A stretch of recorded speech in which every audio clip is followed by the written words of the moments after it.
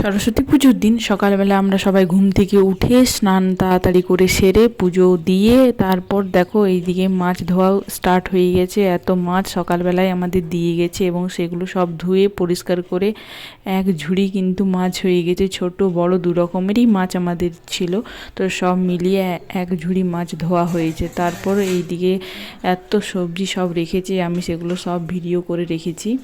এদিকে নানা রকমের সবজি, গাজর, মটরশুঁটি, বাঁধাকপি, ফুলকপি, বেগুন, টমেটো, এই সব কিছু দিয়ে আমরা সেদিন পুজোর দিন রান্না করে রেখে তারপরের দিন সেটাকে আমরা পান্তা করে সেই পান্তা ভাতটা আমরা কিন্তু খাই।